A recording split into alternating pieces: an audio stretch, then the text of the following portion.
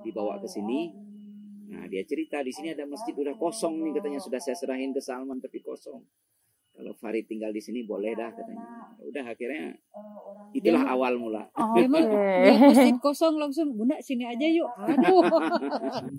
Nah kita santai aja, kirain tuh belum lama kan, biasanya orang mau membangun sekolah itu kan lama kan gitu. Pas dilihat rekening, nyoba gitu ya, dicek gitu. Mula-mula 75 juta. Wow. Udah 250 juta. Ya Allah. Udah nggak bisa main-main gitu. Boleh main-main lagi. Harus langsung action. Sekali lagi, itu memang sudah perintah Allah ya. Kalau kita berbuat baik atau berbagi dengan orang lain, pasti Allah membalasnya dalam berbagai bentuk ya, dalam berbagai bentuk. Jadi kalau dibilang ada balasan 10 kali, ada balasan 700 kali, itu dalam berbagai bentuk.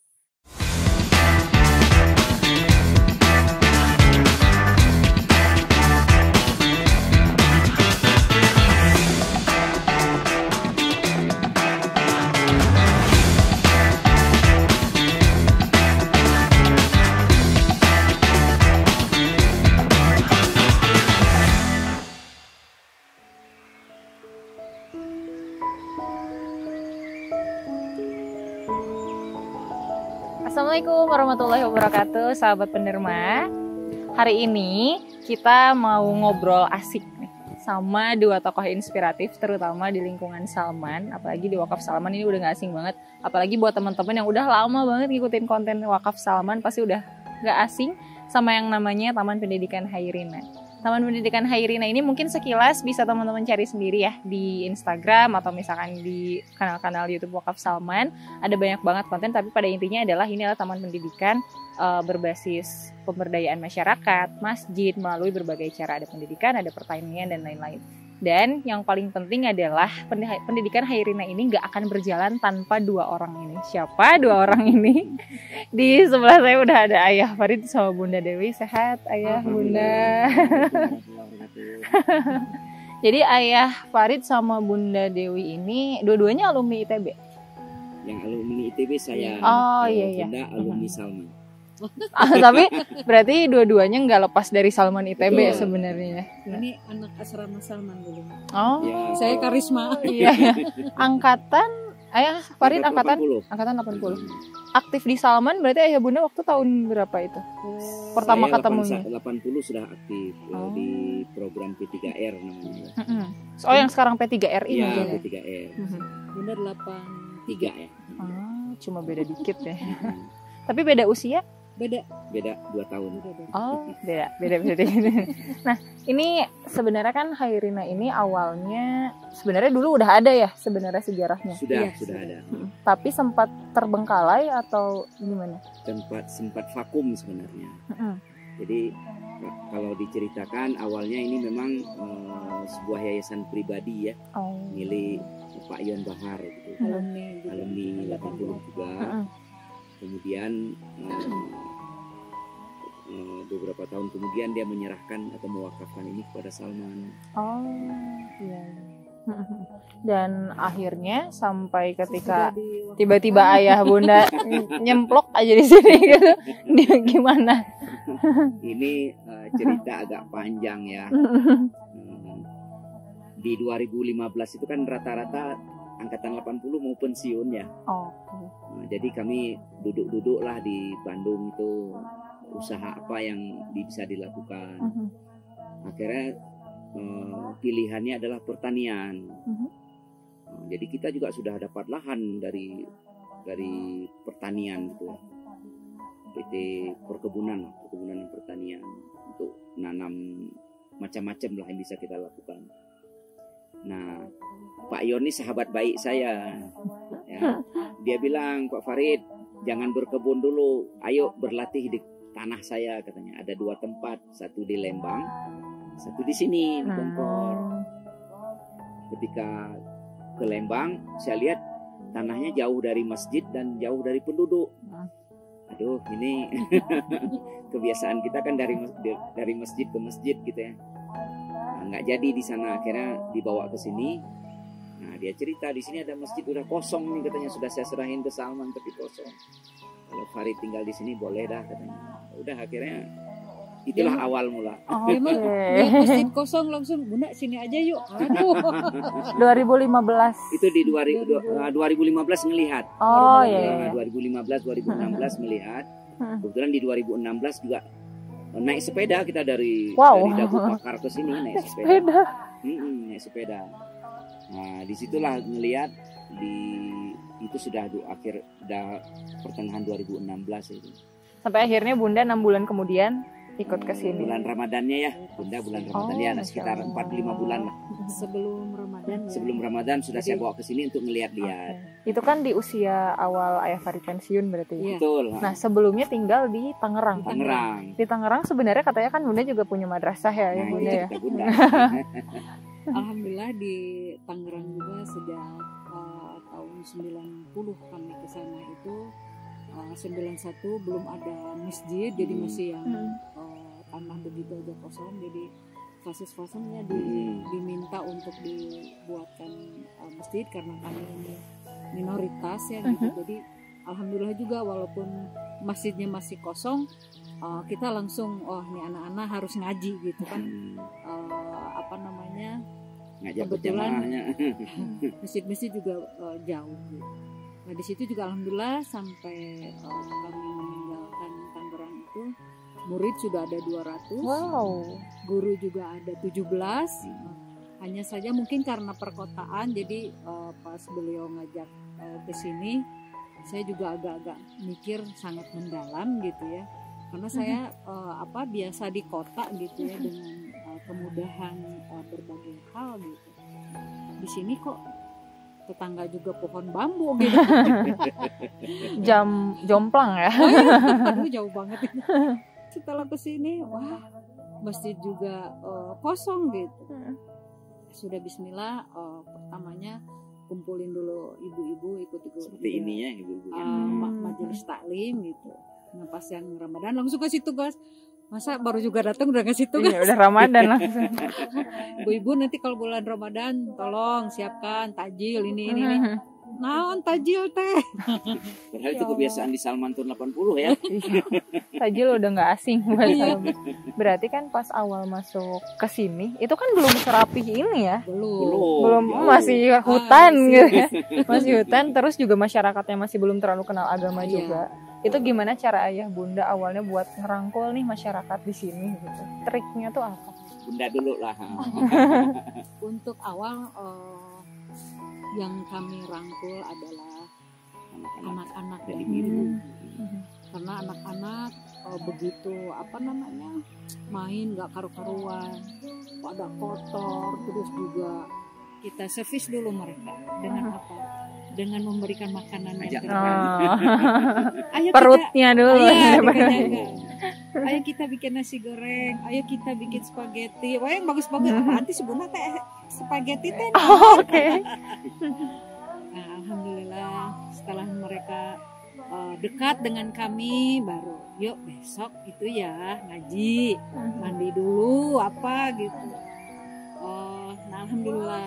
Nah setelah kita murid 10 masih kepegang, 20 masih kepegang, pas 30 nggak bisa megang sendiri.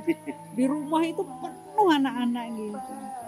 Akhirnya belum ke masjid ya, kita belum ke masjid. belum dibawa ke masjid, masih dibawa ke rumah. Akhirnya kita ikut majelis taklim. Jadi sebelumnya memang ada majelis taklim juga ke rumah-rumah di sini. Pengajarnya ada dari bawah, hanya saja jamaahnya masih hanya 10 orang. Ini Bunda masuk ke situ, ngikut, ada misi padahal. Dan misinya siapa-siapa yang sudah bisa membaca Al-Quran kan gitu. Kalau ngaji mah judulnya kan bisa baca Al-Quran. Pas dilihat, didengar, oh si ini bisa, udah ditarik aja. Suruh ngajarin. Iya, yuk gabung dengan Bunda gitu. Ini anak-anak juga, anak-anak mereka juga gitu kan.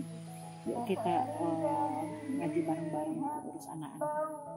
Alhamdulillah, jadi si guru ngajar, Bunda sidak. Jalan-jalan kemana ke atas, iya. Soalnya ada yang sudah ngaji, ada yang belum. Jadi anak-anak itu bawa bola, terus main nggak karu-karuan, pada kotor-kotor gitu. Disidak, difoto, ih cakep, ih ganteng. Si anak itu pas itu nanti ke rumah Bunda ya, ada apa gitu. Kita main-main aja gitu. Nanti kita cerita-cerita ya, dan Bunda bikin makanan. Ya tapi mandi dulu ya. Iya. Benar. Disuruh mandi. Lucu Tapi deh justru kita. itu ya cara anak-anak kalau mau ngedeketin Iya. anak-anak Iya, mau nggak nggak mau bisa. harus kayak gitu. Diajak Kamu main harus, dulu. Diajak main dulu diajak nggak main bisa. dan makan. Oke. Diajak main dan Oke. Nggak bisa lu ya ngaji, aduh kabur. Kalau Kemudian kalau misalnya dari saya apa nih aja saya bilang sama Bunda, Bunda manfaatkan fasilitas ibu-ibu yang mengaji ini. Oh. harus di apa nih kembali. Pokoknya ada penceramah, kalau nggak ada saya siap gitu. Dan pokoknya walaupun paling-paling saya bilang sama ibu-ibu, saya nggak bisa bahasa Sunda Bu ya ceramahnya. Kalau ibu pakai bahasa Sunda saya ngerti. Oke. Cuma kalau baliknya nggak bisa. Benar. Jadi kan ini judulnya James Bond, jaga masjid dan berkebun. Iya, itu pas awal Everin ngomong gitu aku nggak ngerti. Iya. Jadi dia lagi asik-asik nyangkul. Aduh, udah waktunya azan duhur misalnya. Bunda langsung, ayah, kalau nggak sayang siap-siap. Oh, dia udah tahu bilang siap-siap ke masjid. Ini kan ayah sama Bunda dulunya tinggal di Tangerang. Kalau Bunda kan emang fokus ngurus madrasah ya Bunda. Ayah dulu kerja di Garuda. Perusahaan penerbangan ya. Nah, tekniknya. oh iya di perusahaan penerbangan ya guys.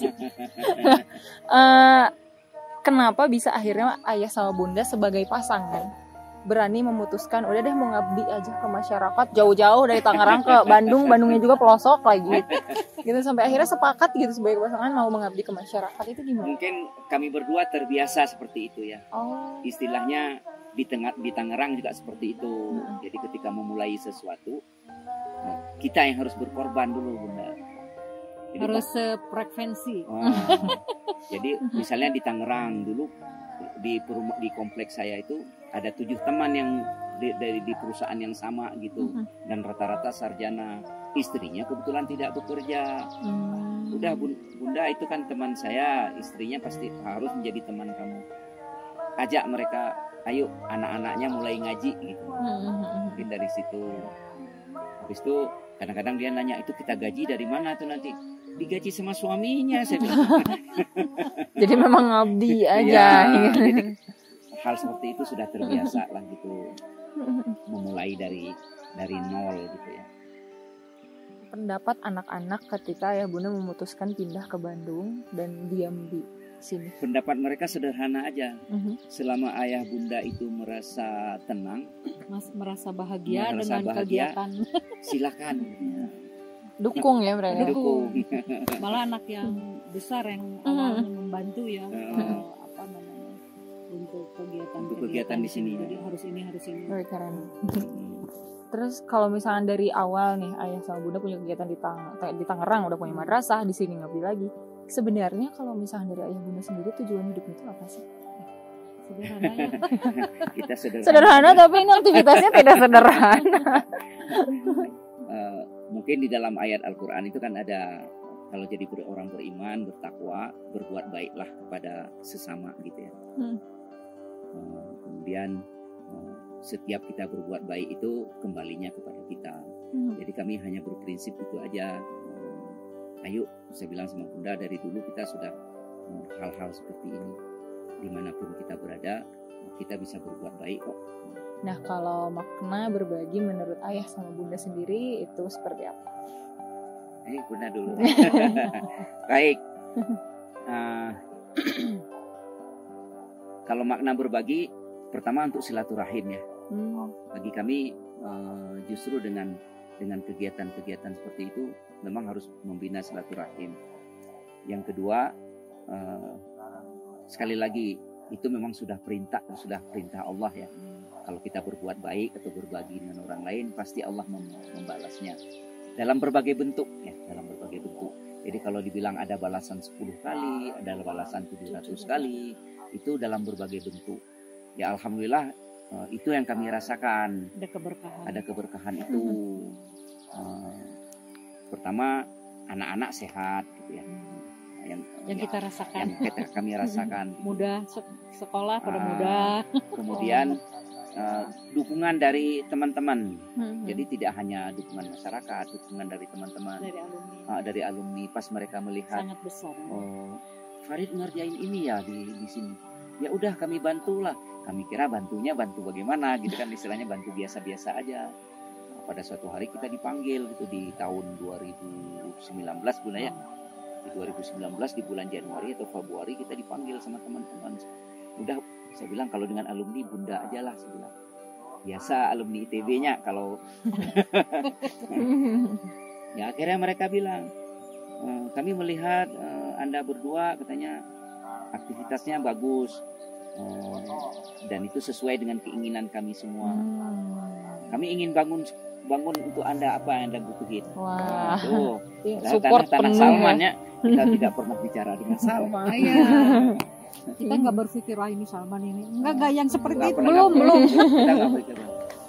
Udah, mula-mula kita bilang kita butuh 2 ruangan ya. Ya, pengen Nggak punya cukup sekolah. katanya 2 ruangan. Ya, Dewi mau apa? Hmm. Saya pengen si sekolah karena kan semua di masjid kegiatan itu. Kalau misalnya ada gurunya sedang haid kan kita juga bingung gitu ya. Terus juga semua di masjid gitu. Ini gimana sederhana kan ada ya, jangan sampai bentrok ya gitu ya. Kelas-kelasnya itu ada kelas anak, ada kelas ibu-ibu kan gitu, ada kelas bapak-bapak gitu. Ini sudah dibuatkan sekolah. Nah dikirain juga dibuatkan sekolah, Dewi minta nomor rekening. Oh ya saya kebetulan sudah punya rekening Sekolah ya. sekolah gitu, tidak rekening pribadi. Nah kita santai aja, kirain itu belum apa namanya lama kan biasanya orang mau membangun sekolah itu kan Iya, lama kan gitu. Pas dilihat rekening nyoba gitu ya dicek gitu. Mula-mula 75 juta. Ah, Ya. Wow. Udah 250 juta. Ya Allah. Udah nggak bisa main-main gitu. Harus langsung action. Aduh, terus saya harus meninggalkan Tangerang. Oh, Langsung buat itu gambar, akhirnya. kasih ke Mas Imam Khairul Basri. Oh, Hmm. cocok nggak gambar ini, lokasi begini-begini. Akhirnya dirubah sedikit-sedikit oleh Mas Imam Khairul Basri Guru. Akhirnya kita ajukan kepada Pak Dr. Suwarno sebagai pimpinan. Waktu itu Mas Arif atau Pak Suwarno ya? Udah Pak Warno ya, udah Pak Warno. Kita sampaikan Mas Warno ini saya hanya bilang aja ada tanah di sini, tapi tanah wakaf Salman. Ada dana sebesar ini, tanahnya di daerah ini sebenarnya, jadi saya tunjukkan di situ. Apakah Salman setuju dibangun ini? Ya udah silakan ya Pak Farid. Wow.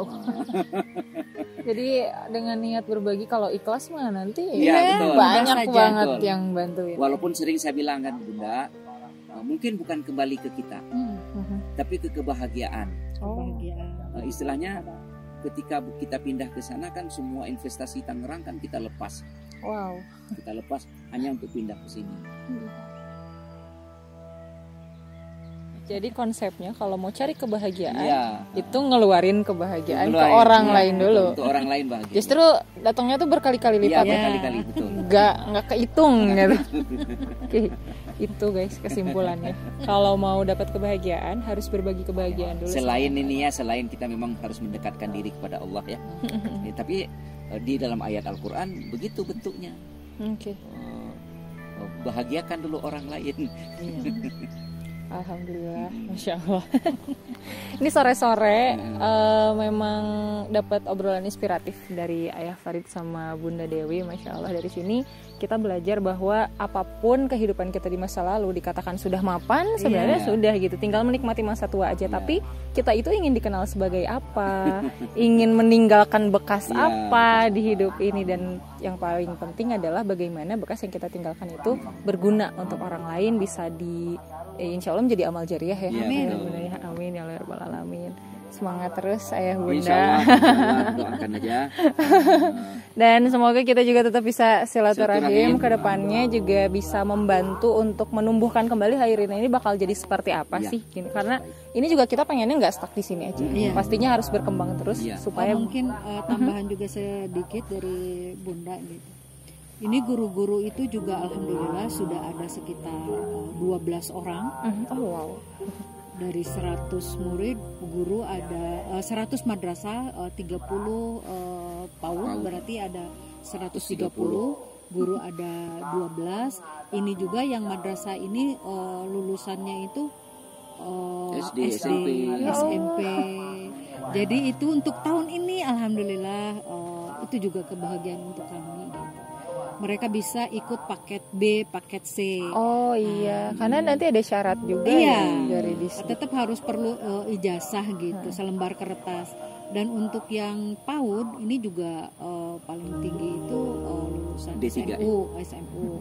Jadi kemarin alhamdulillah juga dapat beasiswa juga, sedang diajukan juga ke Rumah Amal Salman. Untuk beasiswanya karena ini kelas karyawan, jadi bisa bayarnya itu hanya setengah. Jadi 4 orang yang kuliah. Alhamdulillah. 4 orang kuliah, yang ikut paket 3 orang, berarti 7 orang ya yang sekolah ini. Mudah-mudahan suatu saat Bunda juga ingin kita juga kan harus regenerasi dan juga yang namanya membina, istilah kita membangun. Kita tidak yang wah kita harus yang menjadi pemimpin, tidak. Jadi kita harus regenerasi. Jadi mengangkat masyarakat sekitar ini juga mereka harus berpotensi untuk menjadi pemimpin, itu kita siapkan. Walaupun misalnya hanya di Khairina, tapi alhamdulillah kemarin juga guru PAUD guru madrasah alhamdulillah sudah bisa tampil di desa untuk tahfiz Qur'annya juara 1. Alhamdulillah. Walaupun desa ya nggak ada masalah. Walaupun desa, Kecil aja jadi dulu. memang kita hanya tingkat desa dan kecamatan. Karena dulunya ketika misalnya datang adik-adik LMD ke sini ya, itu orang langsung hilang di sini. Langsung pergi, nggak mau ketemu, malu. Oh. Apalagi adik-adik kecil itu. Jadi kita tumbuhkan akhirnya saya bilang rasa sama percaya dirinya. adik-adik mahasiswa itu, ajaklah anak-anak kami di sini. Diajak apa? Main bola sih. Main-main saja. Jangan langsung diajak ngaji gitu ya. Jangan ngaji, diajak main bola. Mulai dari Pokoknya hal mereka kecil. senang kalau misalnya datang mahasiswa, pasti ada suatu kebanggaan gitu, ada sesuatu. bangga. Aduh ada kakak gitu. Bener-bener. Jadi jangan langsung diajarin ini gini-gini, apalagi diceramahin gitu. Nah, jadi berapapun sedekah yang sahabat penerima berikan, apalagi untuk program Khairina, udah tahu kan alirannya kemana, itu bisa membahagiakan banyak banget orang di sini, dari anak-anak, orang tua, dan juga banyak banget sebenarnya kayak penerima manfaat pertanian itu nanti ada lagi ya obrolannya. Beda lagi insya Allah. Jadi sahabat penerima, semoga dari sini juga bisa mendapatkan inspirasinya dan juga terus tergerak untuk berbagi juga supaya mendapatkan kebahagiaan yang lebih banyak lagi. Segitu aja, sampai jumpa di episode Bicara Baik berikutnya. Assalamualaikum.